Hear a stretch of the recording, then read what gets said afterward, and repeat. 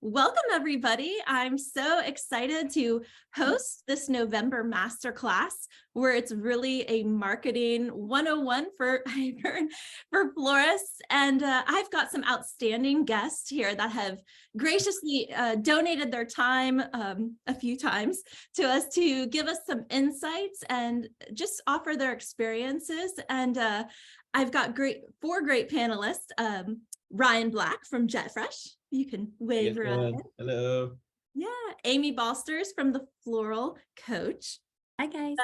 Hey, Sahid Nahim from New Bloom Solutions and Above All Flowers, and Melaine Spilbeler from FreshPath Marketing. Did I get it right, Melanie? Close enough. Yeah, right. I failed. But it was very close.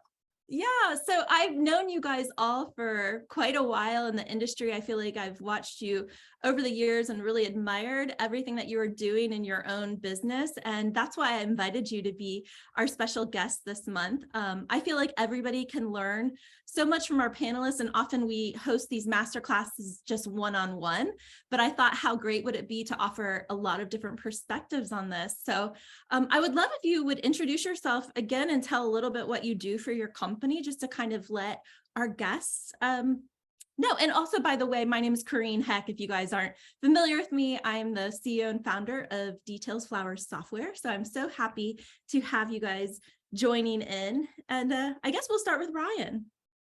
Sure. Hi guys, how you doing? I'm Ryan Black. I am the marketing media director for JetFresh Flowers and JetFresh Flower Growers. We are a wholesaler, importer, distributor out of Miami, Florida, as well as a boutique farm in Ecuador. I'm pretty much responsible for everything marketing wise or website, things that come out of JetFresh, and managing our team to producing everything that you guys know us for. Yeah. And not to be too boastful, but you were marketer of the year with SAF this year, Ryan. So you got to mention that. Yeah, well, you just did it for me, so thank you. Yes. Yeah. Yay, Amy.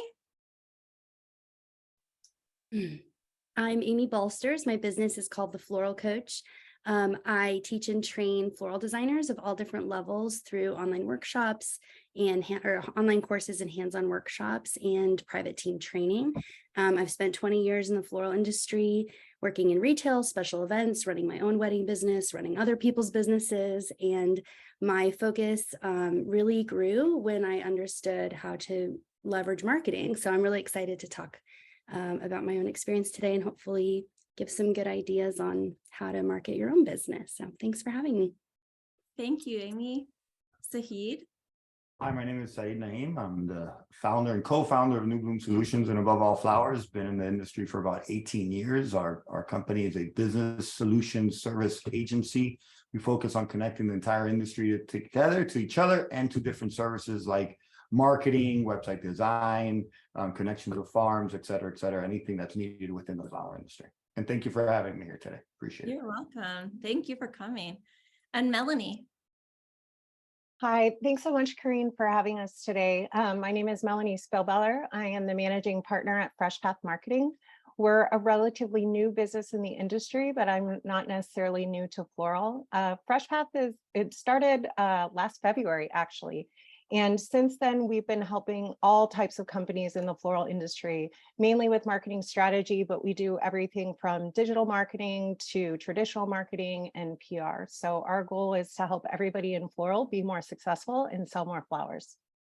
Wonderful. Thank you. Yeah, I love all of you guys. I feel like you're such great partners to Details, and we really love working with each of you. So I really wanted our audience to get familiar with each of your companies and your brands. But I guess let's jump right in, because you guys have did such a phenomenal job building your brands and making people familiar with it. How did you start? How do you build a brand, I guess, first and foremost? Who wants to be the guinea pig? I'll start. Sure, I'll go first. Well, we've been building our brand slowly. Our company is now 14 years old, and we started in a really small desk in a cooler, and we've been growing it little by little ever since. And the brand kind of built itself over time as we focused on our core beliefs. and we focused on what we were good at and having fun, and that all that kind of stuff just kind of tumbleweeded into a bigger full brand that now we put it everywhere, and we use our color branding. You see green everywhere you go. We use our social media marketing and branding. We use our people as branding, t-shirts, you name it. But the brand is more than that. The brand is obviously it's also about the people and the culture and all that stuff. So that all like itself grew itself naturally over time as a family environment that we have at Jeff Fresh, that just kind of naturally blossomed into what we are today. Yeah, I think that when people think about your brand, they just really find it as a fun, like family atmosphere. And that's I guess that means it's working, right? Because I mean, I just love tuning in to see what you guys are doing. So it's just always on point and forward, but it stays very consistent. So well, it helps to have cast of characters, willing people to be on camera and put their faces out there and embarrass themselves for the good of the brand. So that definitely helps.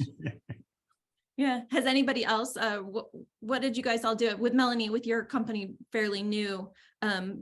Did you jump right into knowing what you wanted to do for your brand, or did it evolve kind of as you were getting going? It's still evolving. So, we're a fledgling brand right now. I would say FreshPath, from the perspective of being, industry known right now, that's not really where we're at, but we're getting there. And I think what it's all about, it's going back to what Ryan said. So as everybody on this call probably wants to hear all these tips and tricks and how did you do it?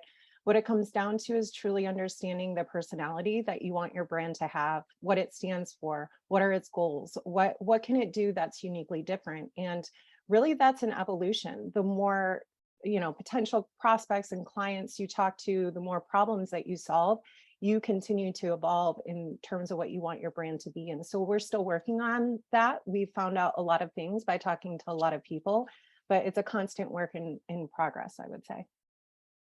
Yeah. And you work with not just like florists, but also those larger brands like wholesalers and importers and really, really large established brands that help them have, I think, a better presence on social media.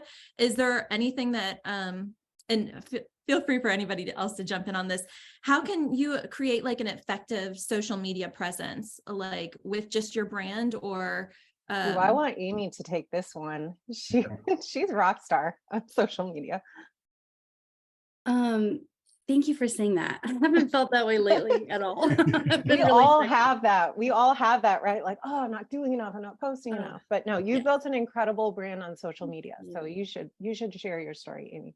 Yeah, I'd be happy to share. I mean, I love what has been shared so far, and I'll kind of piggyback off of what Melanie shared. But to your point about building a brand or this evolution, like this takes time. And I would really encourage your listeners and the people on this call to not feel pressured to spend a lot of money without really understanding like what the objective of the business is. Is it to drive sales? Is it to build more of a brand that attracts a more luxury client?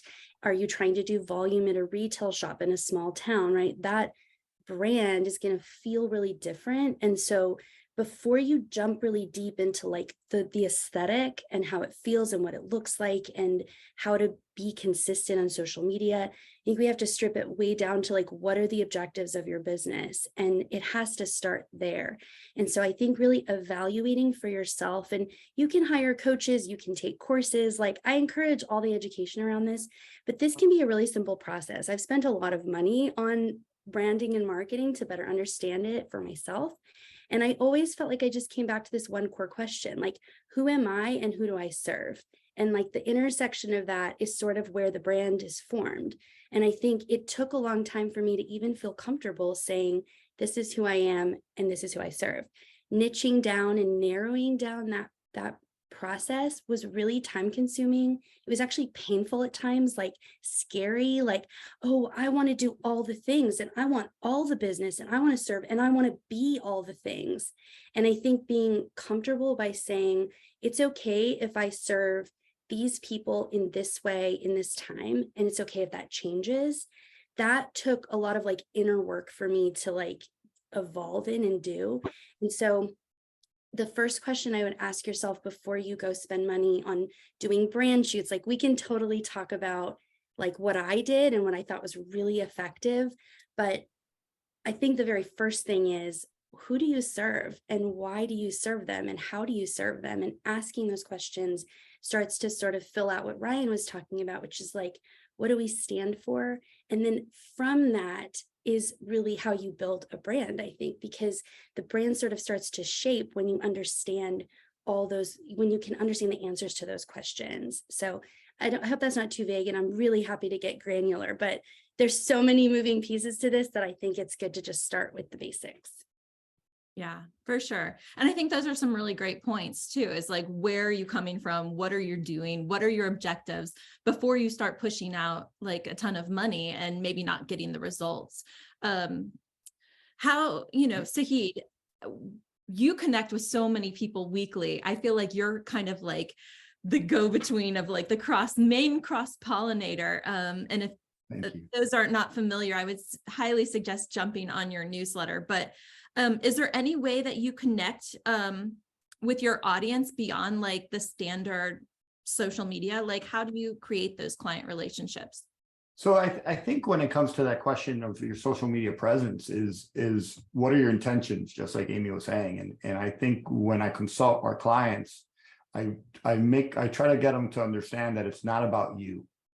Right? It's really about your customer. What's the value you could add to your customer? It's not about another billboard. Social media, if used as the intention of building community and relationships, will work. Prospecting, sharing pictures of a bride that came in and was holding a bouquet. And most importantly, when it comes to that aspect, is creating a company culture based around it, is training your employees to ask, hey, oh, beautiful product, can you tag us? Or I love what you're doing with us. Creating that, just that instinct almost of going to that level and say, do you mind if we take a picture and post it on social? Is really not being afraid of saying that, not being afraid of collaborating with your customer base, and going that route. And it's really what your question, Corinne, is how do you build a relationship past social? It's being authentic again, being authentic, being available, being able to collaborate, understanding that there's no real such thing as competition. It's really a state of mind. The more you help an industry or the more you help your fellow partner, it will come back to you. And you don't have to help another florist, but you could collaborate with another restaurant, for example, or with your city or with your newspaper. There's different ways to hit other channels, even going old school like newspapers, to be able to grow your brand as well. Yeah. And that's what I love about our industry. I feel like we're all so connective and willing to put out like great informations or help, even like with local podcasts and so forth, or workshops. I feel like all of you are all so in tune and contribute not only like your time, but also like putting together resources for people. So is there anything that you want to expand on about like podcasts or workshops or adding these different elements to what your everyday process is and how that's worked for you? Sure. I'll throw something out real quick. If you go on fishing, you want to cast your line out and get as many different, you want to fish from as many different ponds at the same time to get as many different customer bases. So it makes sense to try to spread it out there and cover your ground and get your name out there as much as possible. But at the same time, it's better to not spread out a bunch of bad things. If you're good at one thing, focus on that one thing and be the best at that. Or, if you're pretty good at a few things, try your hand out and see what your audience reacts to and what your audience responds to. And when doing these podcasts and or vlogs or blogs, is what's the value in it for your customer base? Sometimes I have to say I'm greedy and I love to invite people to learn myself. But it's really about adding that value to them and then using those channels to build your own network and build your own relationships as well. So you could always think outside of the box. If you're a florist, for example, do a collaboration or interview a nail salon and how to prepare for your wedding, or how not to hurt your fingernails before your wedding day, et cetera, not how to chip your nails. But little things like that, and you're both collaborating, you have similar clients. How do you look at similar businesses or businesses around you to partner with as well and bring them onto vlogs or blogs or what have you? Yeah, awesome. You guys, I feel like I've been around the world this last year, and many times over I think I went to 22 events this year. I've seen most of you there. If not, I've bumped into you over and over again. So I feel like networking is so crucial in our industry, and not just for for us, we're trying to build our brand and brands, but I find often florists are connecting and learning so much. So with other florists. And do you think that those are marketing dollars that are well spent attending events, or what do you learn? Are there good events to attend, and what do you feel about actually traveling somewhere to meet other people in your industry? Well, it's interesting that you say that, Corinne. I wasn't international this year. That's my goal for next year, when Pro Flora comes back. But I was trying to count up all the miles that I've logged as well. And it's really interesting because what it all comes back to, the goal for booking all those miles is to connect. And I think that the more that we do connect as an industry, and I know every marketer that's on this call understands this, but the more that we connect as an industry, the smarter we all become. I think that all the panelists would agree that our industry just as a whole is quite antiquated with marketing in general. And so I think it's really important.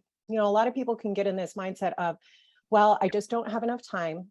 I have to be at the shop. Nobody's going to be able to back me up. All these excuses. And in one of the talks that I gave at an SAF Profit Blast, there's an author that I really love, in which she says, it's not about having the time, it's about making the time.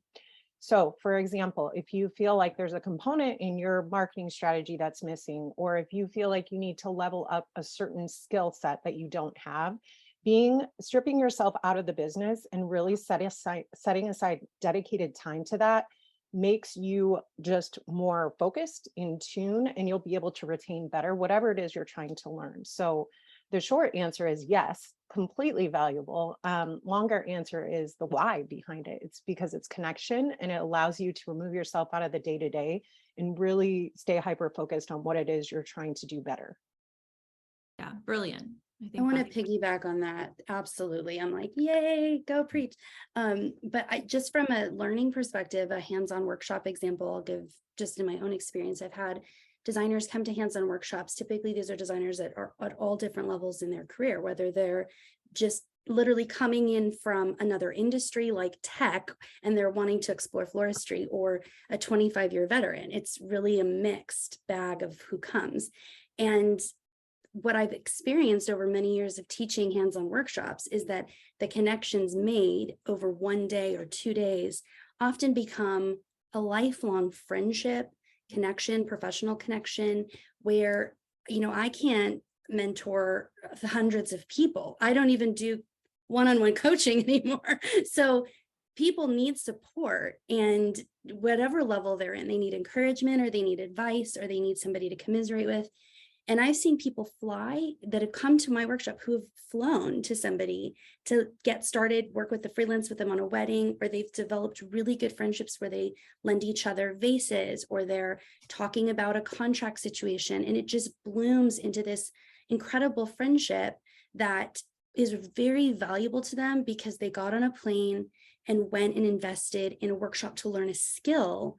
But the secondary sort of effect they got was this incredibly valuable professional connection, friendship, and so forth. And I think, spending your money well and evaluating what events make sense. I've heard this excuse the same for so many years.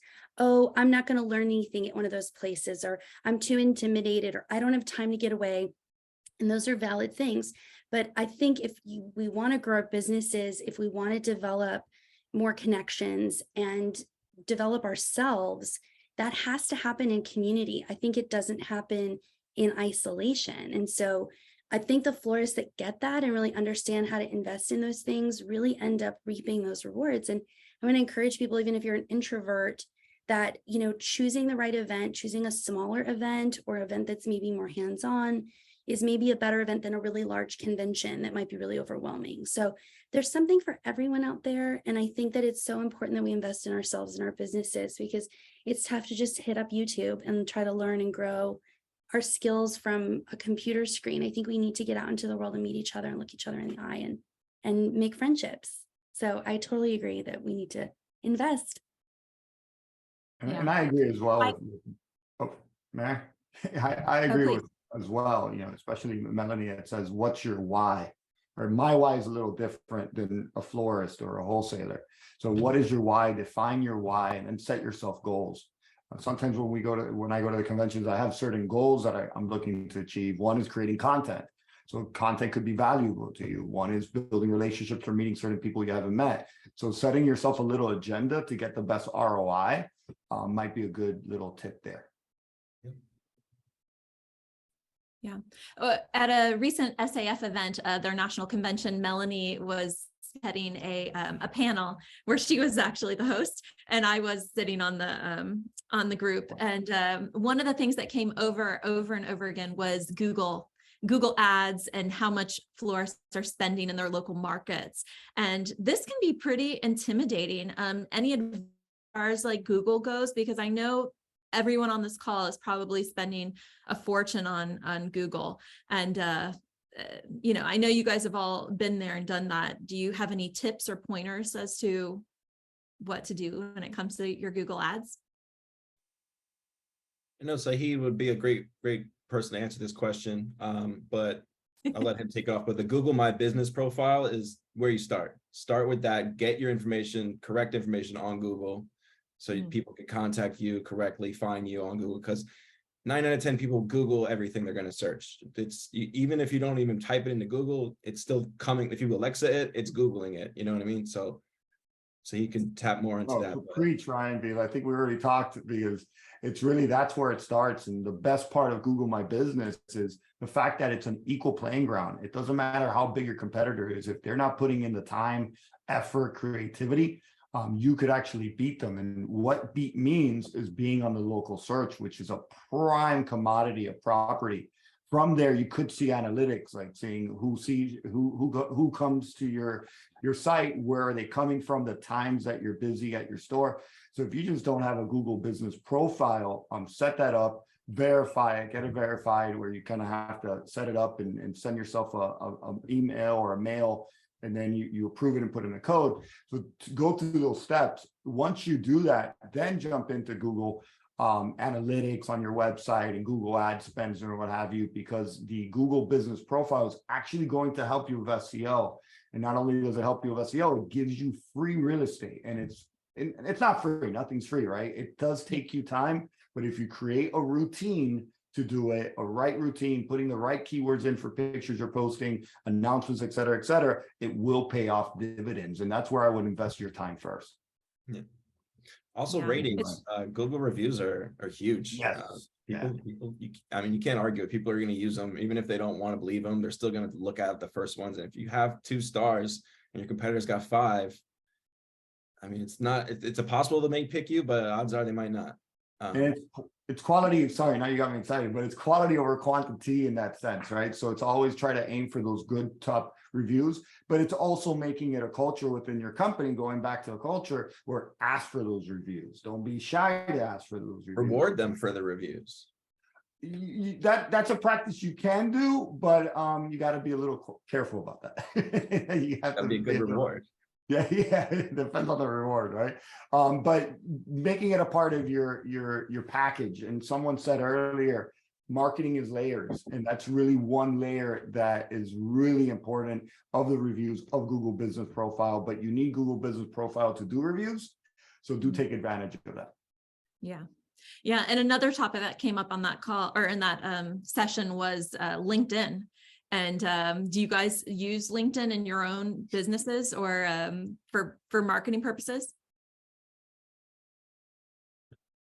Well, I think we don't use a lot of it, but we have clients that use LinkedIn. I know Sahid does a great job on LinkedIn. I think as the industry is coming around to using more technology, I think more and more people are on LinkedIn. And I think, Karine, the details customer should really be thinking about it. A lot of the themes this year when we were talking about wedding and event work was centered around corporate. in growing the corporate side of your business. And that's really how you're going to do it. There's tools that are either paid for or free where you can actually use that and seek that out. The woman on the panel, her name was Raquel, who was talking about how she used that. Now, you want to be really smart about, not spamming people, or if they're not part of your, immediate network, just being really careful about how you're using your messaging techniques. However, I would say it's a great place to do research and lead qualification. So determining whether that's the key person you need to be speaking at a potential corporation that's actually going to make the marketing purchases, that actually holds the keys to the marketing budget. So LinkedIn can be an entire gold mine from a lead prospecting standpoint and a lead qualification standpoint. Yeah, those are all excellent points. And I know on our briefing call, we all were, and this isn't a question that we have sent to you, but as far as lists and how you categorize your customers, we were all pretty adamant that everybody needs to have a customer list. Does anyone want to expand on what that is or what that looks like, or how often you send emails and so forth? Not everybody on the line. Amy, you have a pretty robust yeah, email strategy, yeah, and so does Sahid. So I don't know if one of you all want to take that. Amy, go ahead, please. Yeah, so something I was really intimidated by for a lot of years was creating an email list. And I'm not very technologically savvy. I'm still just like a humble florist who's like trying to find her way through, all this technology. And I honestly just avoided it because I felt dumb. If I'm honest, I just thought, I can't figure this out. I give up. I'm not going to try. And I really regret that decision, like heavily, because understanding that it's hiring out somebody to do something is just so empowering. I don't have to get, really good at all this stuff. I can ask for help. I can hire that out. And I did. I hired somebody to help me figure it out. And so the very basic version of this is that having an email list is very important, even if you think that if you just are a wedding florist, that person is a one-time client, because what you're doing is continuing the conversation with that person. So you're nurturing a conversation, maybe before they ever even get engaged. Maybe they just love what you do and they're seeing you post weddings that you're doing or events that you're doing from a wedding perspective, right? Getting somebody on an email list to just have that conversation. If you run a retail shop, this is absolutely critical to your business, because this is going to educate your customers. This is going to teach them what to do with their flowers when they get home. All of the sales you're going to do, selling pre-sale for holidays, doing different pop-ups, right? You have a special on sunflowers this week, whatever it is. Maybe you highlight like a really beautiful funeral home you work with, and they had recently experienced a loss. They know that you do beautiful funeral work now, right? Or memorial work. Like, this is really our opportunity. Like, I literally see this as like a can in my ear to my mouth to their ear to say, this is what I'm offering. And it's that reminder. I got so uncomfortable for so many years, like, oh, I don't want to spam people. I don't want to spam people. And by joining a list, you're choosing to be there. Anyone can unsubscribe at any point. You're not harassing people. You're not bothering them.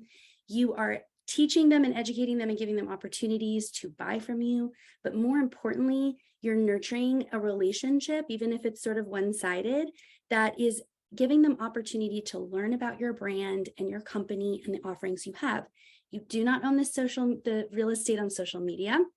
We've all heard this probably many times. We've seen the algorithm throttle all of our engagement.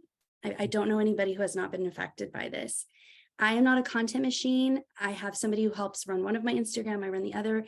It is time consuming. It is exhausting. It is expensive. It is work. And I don't always have the emotional capacity to just consistently create content.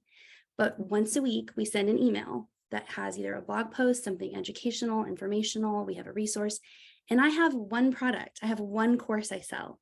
But if I also have 20 years of knowledge about a lot of things, and so I'm sharing about care and handling. We just did a series on tools, right?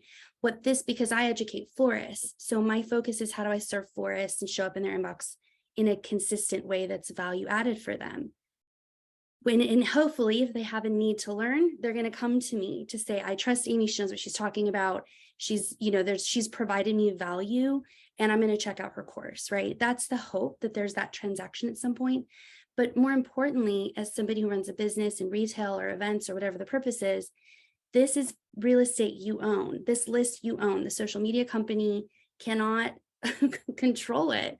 And this is more important than ever. So this is a very simple idea for you. I mean, I'm talking a lot here, but create a lead gen. What that means is that you create a place on your website. If you don't have a website, you can create a very simple link in bio, little like landing page, right? If you don't know any of these words, that's okay. I didn't know any of them 5 years ago, so I'm with you on this. You create a lead generation that basically is a freebie or a download or a way to capture someone's email address, right? They have to opt in. You've opted in, I'm sure, to many. And that allows you to then capture their information and start that process. Now, obviously, you have to create content for that, right?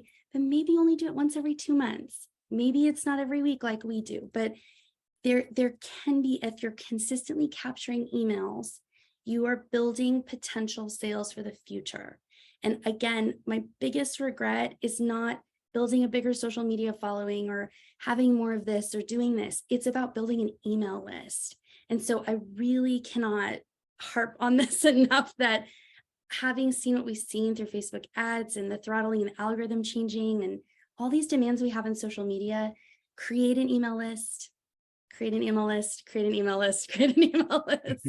That's my advice. I see Sahid shaking his head. You're trying to say what, Amy? Yeah, right. It's very important, everybody, if you don't have an email list or haven't started collecting data from your customers, know what they like or with their interests and just start sending them emails. I find it. Oh, Sahid, please. Start small, right? Because what Amy's saying might be intimidating to you. It is simple, but start small, start somewhere. If it starts with 20 emails, it's with 20 emails. It starts with 100, it's 100. Yeah, I know I'm going to continue repeating myself. Make it a company culture. There's some wholesalers we work with, and we encourage them to encourage their sales reps to ask for the email, to sign them up to a subscription letter, et cetera, et cetera. So, ask for it, but start small. Don't be intimidated. It doesn't have to be 1,000. It could start at 20. It could start at 10. Right, Amy? Yeah. I have seen companies that will send out emails, I think, every day, and they're always like saying the same thing, but just a little different. And I find that kind of like a little bit of annoying, but I do see how they're kind of on top of it because they are creating content, which is so challenging, right? So we have a question from Fern that kind of aligns with this.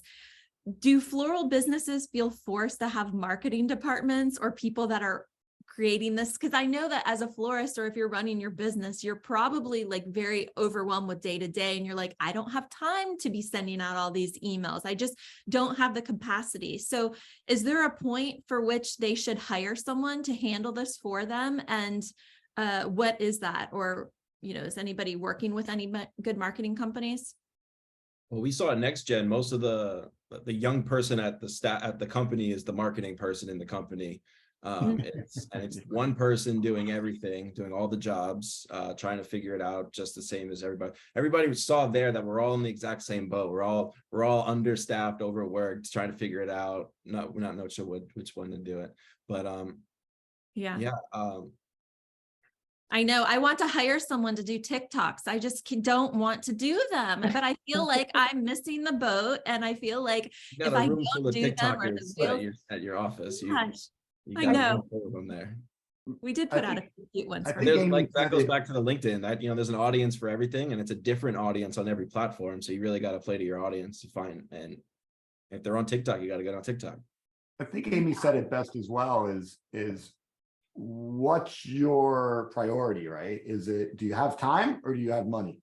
And you're not going to be good at everything, but you need to do these things right, because if not, you're going to hurt your brand in the long run. So it's looking at which one do you have and which one you're willing to invest in. And there's different ways of finding resources to help you, like even Upwork if you're looking for a small project, or Fiverr if you're looking for a small project. It's a virtual assistant out of different country, for example. So there's different avenues to take But you have to take it and decide, okay, am I going to dedicate my time and learn how to do this and do it myself and do it once in a while and do it inconsistently, or I'm going to hire somebody to do it consistently, and that's an expert and takes that off your hands. But yeah, for sure. In our opinion, yeah, you need somebody needs to be focusing their time and energy on marketing for your company. If you want to be you can be a completely private label that you can have a secret business card and do it that way. But if you want to be known by the public, you got to put yourself in front of the public, and you need somebody to spend most of their time looking at and focusing on that. Yeah. And I have to say, like, whether you're doing ads somewhere or sending emails, at what point if something isn't working, do you pull the plug on that avenue? Do you consistently keep doing something that's not working? Like, Google ads not working. Do you spend more money into it? Or when do you pull the plug on some things or pivot? It's like a stock market kind of gut feeling kind of thing, I think. Yeah. I mean, if you spend too much, you got to at some point cut your losses. But it's like that picture with the coal miner. He's digging and he's got right behind the little wall. He quits. I know. He's going to hit the jackpot there if you just keep doing it. Just one more reel. So it's hard to say when to pull out. But you got to know you got to, use statistics to find out if it's working. Check your results, use that first, see if you're getting more sales, more business, more follows, more leads. If any of those are not changing, then you need to change your ways. As a company, Jeff Fresh has never paid to advertise in any of the floral magazines, the Florist Review or anything like that. We just chose to spend the money elsewhere, but that's where most of our competition would advertise. A new product would go there. So it really comes down to your company, what you guys do, what you're good at. If you have a really good reach on Facebook, and use that, take advantage of that. Yeah, and it could be as simple. Again, I think this really goes back to objectives, right? We're all running businesses that have like a scalability quotient, but like if you're a floral business, at some point you hit capacity, even if you're a retail store, right? And so I think really understanding before you spend $1 on marketing, whether it's the Knot or in a local Facebook group or whatever, understanding what your goal is. I think I mentioned this on our prep call, that it's easy to start panicking when it's slow in our businesses. And we think, oh my gosh, now I have to focus on marketing so I can get sales up. But marketing is really it's a way of life in our business. And it's something that we always need to be thinking about.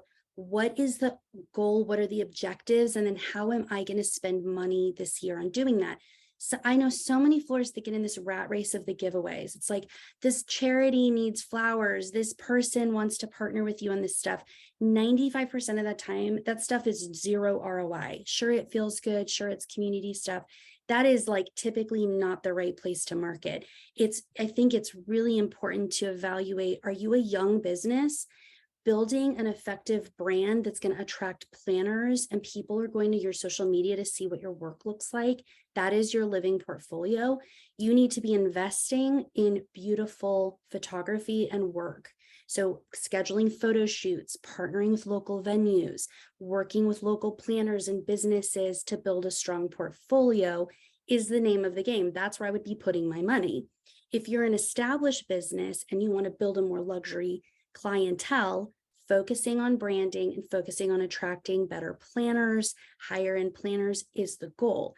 If you're retail, there's so many, Google, et cetera, people are buying flowers from all over the place. Very different objective, right? You're going to need to spend money on things like Google ads, really focusing on getting leads from all over the place. And so I think, again, really understanding what your objective is as a business, and not being pulled and reactionary with marketing by saying, oh, I'm just going to dump a bunch of money in this local thing and hope it pays off. That is a mistake I see constantly. And so it takes evaluating, it takes time to sit down and really think about your strategy and how you're going to go about that. Ask people in Facebook groups. Facebook groups are, I think, a goldmine of information. I think they can be. ask people in Facebook group. They can also be a little bit of a landmine, but ask other people in Facebook groups. It's free advice, and say, what do you guys do to market for the holidays? What do you guys do to market? I'm a new shop. You'll get 40 comments in a large Facebook group of some fantastic ideas. So use Facebook groups, use Instagram to reach out to other people to say, do you mind if I ask you how you did this in your market?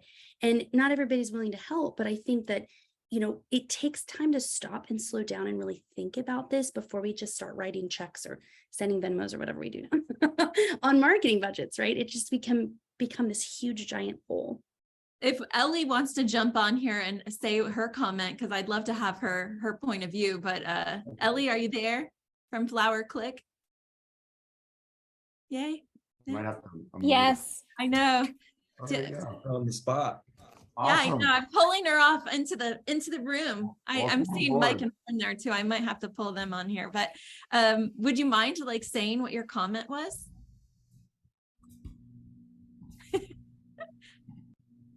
Oh no, she's gone. Okay. Well, she said, I think that, Yep. oh, there she is. Ellie.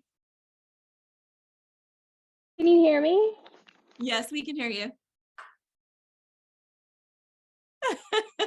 You can't hear us. I don't think she can hear us. Okay, well, we're live, people. We're live. This is how we're doing it. Fun. Oh my gosh, I'm sorry. Well, I see you chiming in, and I'm like, oh yeah, I liked what you said. So, would you mind sharing with us? I'm here. Share with us what your comment was. Oh, about ad spend. Yeah. Yeah, so I just think, you mentioned pulling the plug if something gets too expensive or too overwhelming, and I think you just have to start slowly with scaling. That's what we tell our clients that want to do Facebook ads. We don't help them with that, but it's start slow, put $50 in, put $100 in, start slow. Once you see results and momentum and you can iterate on those past ads that you've done, make them better, start to put more money in rather than having that oh my gosh, what have I done? I've spent $2,000 on this and it's not working, so starting small is kind of what I think is a good strategy, especially for florists that might not have a huge budget and the skill set at first. Kind of just play around with it and start small. Does seasonality matter? Is there a right time or wrong time of year? Because we don't really do AdWords too much, but I'm just curious on your side. I mean, I think ramping up for holidays, for our email marketing, for our clients, we do big pushes, planting those seeds early on before, Christmas, obviously for Valentine's Day, obviously for Mother's Day, kind of getting that brand awareness maybe a month before, where you're giving them content that is helpful, like Amy was talking about, that it's, you're not just selling and spamming them, you're giving them helpful advice. And then when you do sell that into them, they trust you and they're more willing to buy. They're warmed up. Yeah, I think those are all great points. So thank you. Nice to see you too. Yeah. Nice to see you. So, what are some of the biggest challenges you face from a marketing perspective, and how did you overcome those?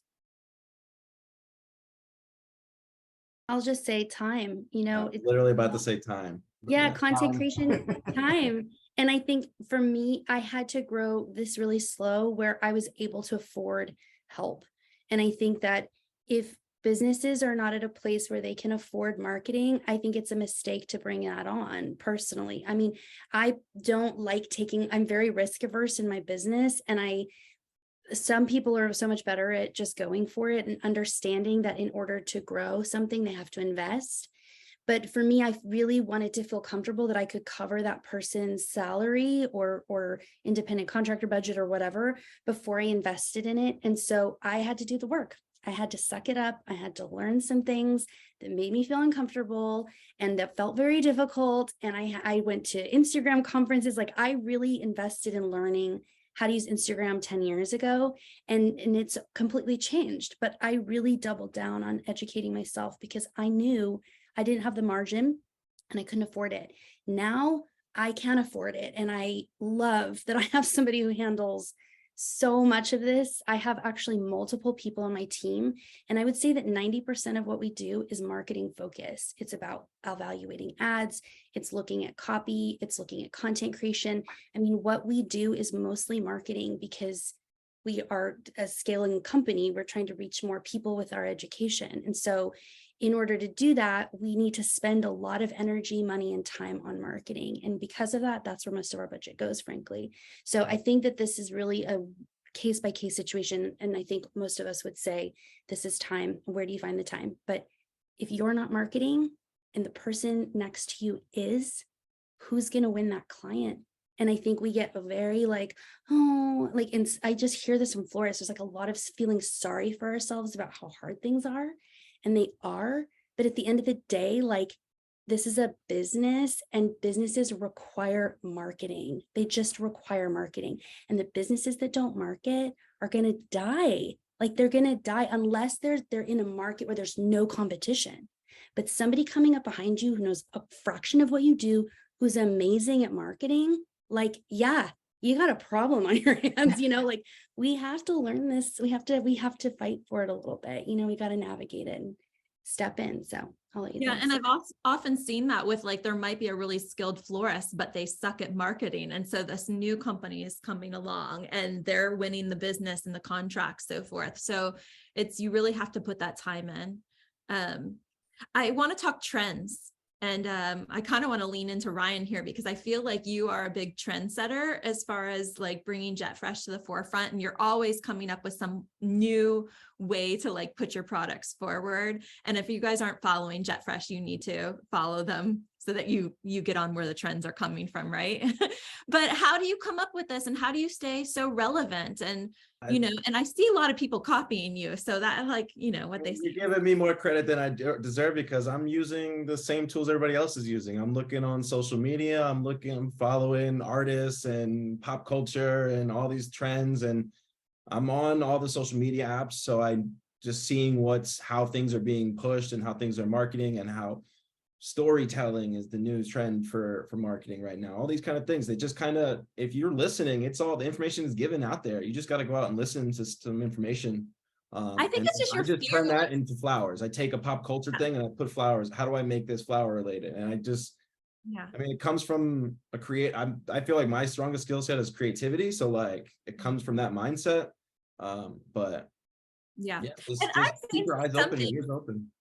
Yeah, I feel like you're fearless though. And you guys are really not afraid to put or try something. And it's like, that's what's so fun to like watch, or even Amy. Us as a company, we like to be the first at a lot of things. We like to look at what other companies are doing and be like, okay, this is what not to do, basically. And we just try to stand out that way. Not to do it. Well, and I feel like Amy, part of your brand is like putting out like things that like happen in your life, or you through like Walmart and you're like, what is happening here? And I like to follow along just to like see what you've found flawed and so it's like, I think that your sense of humor, I think you get a lot of people follow along. So if you can entangle those fearless and funny into your brand, I think that that's how you gain traction with audiences, right? Yeah, I'm very comfortable being the face of my brand. I like talking to I like connecting, and I love, like, I have a meme Monday for like a year over COVID. I spent hours a week meme hunting and sharing them, and just for no other reason than just like the joy of doing it. And it has nothing to do with flowers. And so many people are like, when are you bringing that back? And oh, I've screenshotted all of these, and they're just ridiculous and so fun. And I mean, we just don't know what's going to connect. But I think if you're not comfortable being the face of your brand, that's okay. I don't think you have to have a big personality. You don't have to wear a hat. You don't have to do any of that. But somebody has to be putting out consistent content that looks and feels like what you want it to look like. And I think that, to Ryan's point, like, that is very encompassing of who they are. I just met Ryan recently in person. You know, you meet him, is exactly what you see or feel like he is online, right? There's consistency there, but not everybody has that kind of like personality. And I think that it's okay if you don't feel comfortable being the face of your brand, but somebody has to be consistent with that. So show up, but show up however you feel is best. Just be consistent. So I want to switch gears and kind of talk about something that we talked about on our pre-call, and that's SMS. And I feel like we should give some people a new trend, and we haven't jumped on the SMS marketing. And for people that don't know, this is sending text messages to your customers. Has anybody introduced that into what they're doing? And can you give us some results? We were split, right? Weren't we kind of? Yeah, we were kind of like, pre-call? but I feel this is a new trend, and I get more of them mostly from like my hair salon or someone or my doctor's office. And but I recently started getting them from the Slow Flower Society, Deborah Prinzing, and which I like getting them. So I haven't opted out. You know, I'm like, oh, a new way for us to be like, for people to reach me when I like am ignoring their emails or something. There's just a new way. So can anybody like give us their inputs on this, or what's worked or what hasn't? Real quick, does Zoom let you do like a poll? Oh, that's a little sophisticated for us, Ryan. I mean, we can do that. Zoom. I was asking to Zoom. I wasn't asking if you guys have. We can do raise hands. And we count the raise hands. Nobody's. Oh, people don't have their videos on. Yeah. Does anybody use this in their business? In the audience? Oh, Amy's using it. We are debating it right now. We are considering getting into it, but there's pluses and minuses to it. You know, there's good and bad and everything. And I mean, me personally, I don't like getting text messages from businesses all day long. So I imagine there's going to be a bunch of customers that are going to be on the same boat. And then once all your salespeople from all the companies are sending text messages to your phone call, your cell phone, they're calling you on your business call, and they're emailing you all at the same time. Like, which one are you going to go with? You're going to kind of bombard, and it's going to not just be you, it's going to be all the companies that are selling to that same person. Yeah. It reminds me of that movie. Which movie? It's Not That Into You with Drew Barrymore. It's like, he was texting me and sending me emails and this and that. I'm just exhausted, is what she says. You know, it's like, what's one more way? This is another reason why you got to hire a marketer, because who can keep up with this? Well, and that's a really good point. And I said this in the pre-call, is that we haven't really dug into that. That's not an area of specialty, but I would say that it's going to become an increasingly bigger channel within the floral industry. So a few things that are going on just technology wise, as you can imagine, ordering flowers through, you know, Instagram, directly, messenger services, all of that, everything is going to less clicks. And if you think about text messages, that's less clicks than going into an email inbox, opening up the email, and then buying something from that email. So I don't think we can ignore it. I think it goes back to the whole idea of audience and understanding your audience and how they want to be communicated with. But I do think, and maybe we should be the ones that do this, FreshPath, but like somebody out there is going to come up with a course for this for floral. If they don't have it already, they probably do. And, but I do know that wholesalers are actually using this quite a bit. So that is something that's happening out there. I'm sure people in this call are familiar with that. But when you're in a pinch and you need something very, very quickly, which happens often in the wedding and event industry, that is a really great way. That is the mode of communication. Like, I need to get my salesperson, I need to fix this, or something went wrong with the order, and they're using text messages more frequently than not. I would say I've seen that grow over the last 7 years since I entered the industry. And we've also seen the WhatsApp craze, right? So for us that are wholesalers and distributors, we're using WhatsApp to connect with people around the world right now. And if you don't have it, saw many people in Holland say, oh, hey, how do I download WhatsApp? Because they had to communicate with WhatsApp. So that is another option as well. I'm in about 15 different group chats on WhatsApp. Yes. That's how, because there's international people in the conversation. That's just how it works. But that works for us. So everybody's in a different situation. But I think the comment that says if they ask for it and they say, yes, I want to receive these texts, then you should take advantage of it, because at the end of the day, what it really is all about is more people have their phones in their hand, and they're always on their phone, and their phone is always in their hand, and you want to connect to them. That's the fastest, simplest way to get to them without, nobody wants to answer a random phone call. Nobody wants to, they're not everybody's checking their emails. So yeah, if it works for you, I would take advantage of it, but be wary. Some people might not be into it. I think it goes back to, we just rolled it out a few months ago when people sign up for our free webinar. We would have people just not come back and watch it. And so we set up SMS reminders, and we saw, I don't remember the exact number, but it was like a 60% increase in people who came back because people are busy. And versus like an email reminder or no reminder versus an email reminder. Uh-huh. Exactly. Because they're signing up for an email reminder. So they already get it in an email. Right. But, I have email fatigue. I open my inbox, I feel a pinch in my stomach. I'm like, whoa, what's in here today? What spam do I have to clean out? It's like a chore. And we have immediate response, but people do have to sign up for that reminder. So we're not like harassing anyone or saying, hey, I think it goes back to the same sentiment though as email. I resisted email for so long because I thought I don't want to bother people.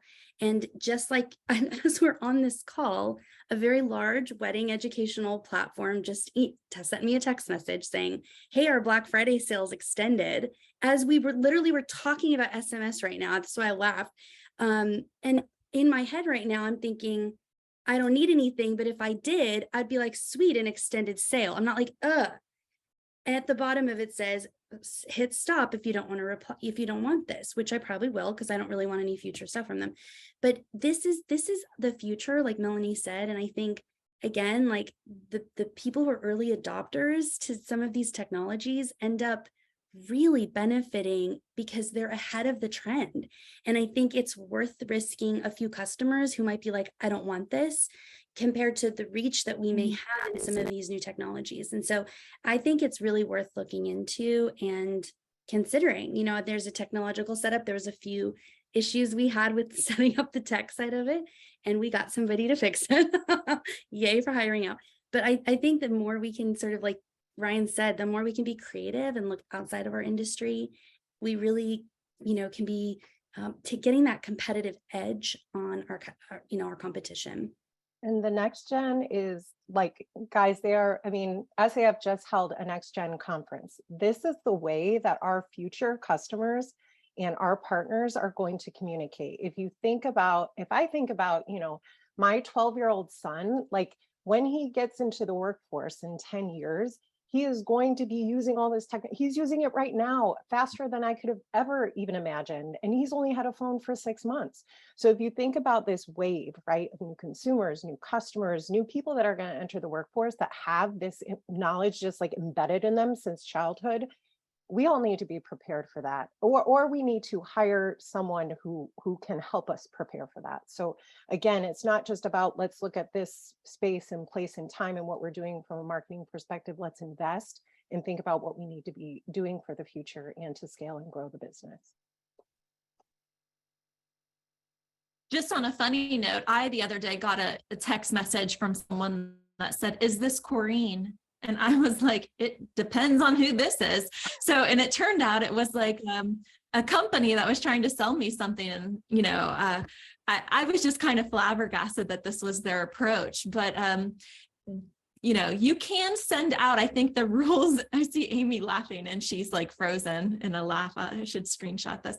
But, the approach is, I think that you can send out one SMS message, and if they don't tell you to stop or opt out, then you can freely send them more. So kind of keep an eye on who is sending you these things. And just a point. Can you guys hear me, or am I frozen? A little frozen. We can hear you. I hear you. Oh, okay. Good. Well, I know we're closing out here.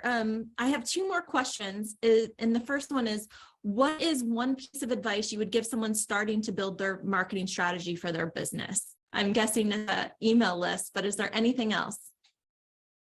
Know your customer. I think that's where you need to start, and also have your customer, your company story, your voice, your tone, kind of be prepared before moving forward. Do your research, understand your customer, and then understand how to target and send your message to that particular customer, because it could be different customers, right? You could have 3 to 4 5 different customer personas is understanding that customer persona, and saying anybody that buys flowers is not your customer persona. You have to really get granular and understand your customer persona, understand how they live on a daily basis, understand the voice and tone that they respond to, and then from there design your brand and your marketing strategy. Yeah. Wonderful. Thank you. Were there any successful campaigns this year that you guys can think of that really stood out to you that maybe everybody can benefit from in the floral industry? That flower feeling, the Cal Flowers organization. Oh yeah. They use the same company that did the really good one out in the UK. Funny how flowers do that. So it's like you got the same amount of quality for that, and they're not, that's all of them putting it on. They're paying for it and they're just putting it out there, and they're giving companies like us free use of all the assets, and just promoting positivity with flowers for mental health, for well-being and all that. And it's like the Got Milk campaigns. It's to just promote overall use in flowers, because you know the whole country, if you like compare us to like Europe and stuff, like people only buy flowers for the holidays, for gifting purposes for the most part, whereas everywhere else flowers is a normal part of life. So as far as the campaign success going, that's probably the most successful one I've seen this year. Yeah, and they have spent millions of dollars on putting this together, I think, and giving all those assets to all of us to use. So it's really, if you guys haven't seen this, we'll attach that in the follow-up recap for everyone to download those assets and use them, because they're really giving those. And I think that's what's so great about the floral industry is everyone wants everyone to do well, and here are the things that they're providing to us so we can all benefit from that. So genius. I think. You made a good point, Corinne, that those are assets available to florists to use. And not only is it going to be a good asset, you're saving time. You have some content to use. You can even download stuff and put it on your t-shirts, put on your brand logo. So there's a lot of different options. Another one that I want to give a shout out to, and again, I've said culture a few times, is Jet Fresh. Not only is it a campaign, but it's a company culture, which shout out to Ryan and the team, awarded Marketer of the Year. But that comes as a testament of being consistent, having a brand voice, and doing your thing, and not being afraid of moving forward. Either you do it yourself, like Ryan could say he does a lot of it himself, or you have to hire out. But you know, I think that giving Jet Fresh a shout out in the sense of the culture that they build out, it's a good example of a success story when it comes to marketing. I appreciate that. I agree. Ditto. I'm not sure. Oh yeah. If there's any questions too, if you guys want to put those in the chat or raise your hand or somehow, but Amy, please. Yeah, just really quick in terms of like some tips for something really practical to take away. You know, we utilize Canva like basically every day. So Canva is very affordable. If you're not familiar with it, you can watch YouTube videos on it and really just devote 60 minutes of your time to playing with it and learning how to use it. They have so many social media templates. They actually have video templates now that are really just like throw in a photo and it will kind of do it for you. And so if you need to start creating content and you're just feeling very overwhelmed by all the things we've talked about, start really small with something like a tool like Canva. And the other thing I want to mention is don't be afraid to repurpose content. This is something I've really trying to lean into, is that I think we feel like we need to just create all the time. Go back into early content you've made, even if it's like a silly video from whatever. I'm actually living in Arizona right now in my family's home. Like I don't have a studio, I don't have stuff. I am living on repurposing content that I filmed for last year's holiday. So don't be afraid to reuse things over and over, say them a little differently. This is what a lot of marketers do. And so you can get started really small, but using some of these tools and kind of getting past it. Somebody mentioned Flowdesk for emails. It's a really beautiful email ConvertKit. There's a lot of free ones out there, but just start somewhere. And the cool thing is that once you invest a little bit of time, you just build on that knowledge and you start to feel more and more comfortable with these marketing tools. So I wanted to mention a few things we use. Yes, thank you, Amy. We have a question from Dennis. What are some good marketing managers? And what if we outsource our website to a company like Bloom Nation or FloorNext? Does anybody have I just responded on the chat that we use Constant Contact for our email management. It's pretty straightforward. You can customize it. You can do a lot of change your images, change the backgrounds, add tags, and then you're also able to separate your list. So you can choose your different. We have different. So we have every salesperson in our company has their own individual customer list. Then we have specific lists for like locations and event types and customer types. So like you can do a lot of separate lists and pick and choose who sends in, when it sends out like that. But we've been using that for a long time. I'm sure there's newer ones, cooler ones out there than that, but I haven't had any issues with it. That's the one we use as well. There's also MailChimp, which but you have to see the cost. And Use see HubSpot. HubSpot. Yeah. HubSpot, yeah. HubSpot. There's many of them. I think. Salesforce, but yeah, thank you. You know, I just saw the second part of this question from Dennis, because we were talking to a florist who has the same setup. They have a website that's managed, or that they sell on Bloom Nation with. So that's their e-commerce platform. So the one thing that I would share about a Bloom Nation or a FloorNext is really truly understand what messages are being sent on your behalf, right? So with some of these website services, there's all kinds of marketing that may be happening behind the scenes. And sometimes we're a little bit shocked. The florist doesn't even know what they look like or that they're going out. And you probably have an account manager. You need to ask the account manager what those look like, because maybe they're not properly representing your brand. Maybe they don't have the voice that you'd like. Maybe it's not even something that you want to be sending out. There's all kinds of things that happen when you sign up for services like that. So just be very in tune, ask some really good questions of your account manager, and make sure you understand whatever they're automatically putting out there in the universe that represents your brand, and be in control of that. Yeah, brilliant. I love that. Yeah. And having everything ahead of time. And that's really important. Maybe make yourself as like a contact so that you get sent everything. Yeah. Mm-hmm. Yes. Dennis said, thank you. They're pretty meh. Yeah. So you may have to look for another. Just a few more frogs. Another one. I mean, yeah, I'm not trying to weigh in on that. But there are really, really great email marketing services that are out there. The other thing that we talked about too, and might be going over time here, but automation was something I talked about at an SAF Profit Blast.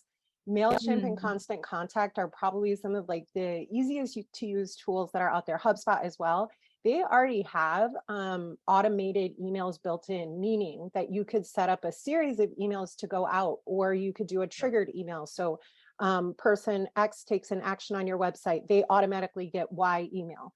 So I would absolutely encourage anybody who's using some of these systems, look into email automation and see what are the things that you're doing over and over again that you don't need to be, that you could just set up and set it and forget it, and it could run for you. Absolutely. Yeah. And that will save you so much time. Absolutely. Mm-hmm. Yeah, and setting up batch work, like you're saying, if you can focus on working in chunks, this really changed the game for me by saying, I'm going to devote 2 hours today to just writing captions for the next 2 weeks, right? Like we use something called Later. It's an app where you're able to plan your social media posts. So we work like at least 1 week ahead, and then I log in and my assistant is like, put the content in and I kind of approve it. I write the caption, the hashtags, it's all planned. So we're not every single day in the middle of a busy day having to be like, oh, we got to post, we got to write a blog post. Like we're always working ahead in batches to create this content. And that is like really, really helped us be more efficient. Dennis says yes. They're having a whole side conversation in the chat. You gotta what? Yeah, I see that. I'm looking at it. Is your dad still in Ozone Park? So small. Yes. I know. I love that. See, that's communication. He's networking. Well, I mean, you see, there. You see that the industry is really small, and it's a lot of family businesses, right? It's another family business. I want to give a shout out to Regine. I see her chiming in a little bit. She did our booth in Holland, and she did an amazing job. So Regine, all the way. So you gotta Yeah, update. love change. But that also comes with, what Melanie's saying is creating a content calendar, right? I think that's very important, and doing it in advance so that you're not having to worry about that, as Amy said.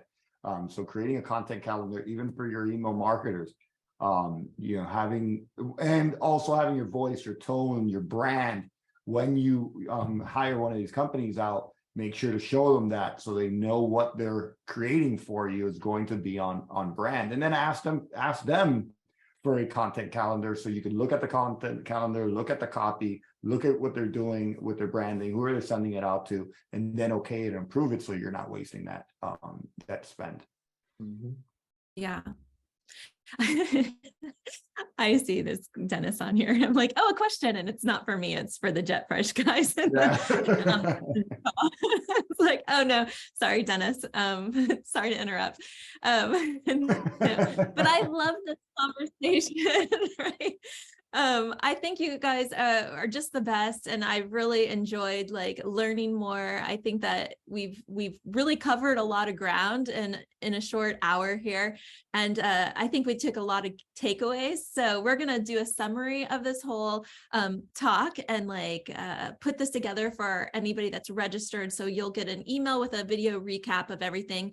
And please, if you have any like questions, please feel free to email our attendees, our hosts, our panelists, because I know that they're a wealth of information and they would love to help you grow your business. So if you guys have any further questions that you want us to pass along, you can always email us at details. You can even email me, Kareen, at detailsflowers.com. But again, thank you guys for taking this Tuesday afternoon and talking marketing. I think we had covered a lot of ground. So does anybody have any final thoughts? Anything? Yeah. Any questions? No. Dennis, No, anything? Cover. I'm sure there's a lot more to do. We'll have to do another one of these.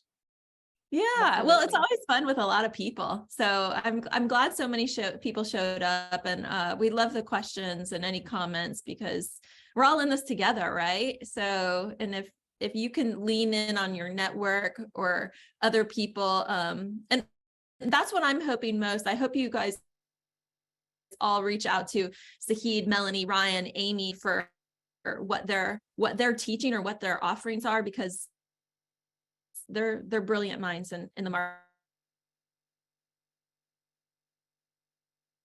Thank you. Thank you, Details team, for having us. It was awesome. No. Thank you, Details.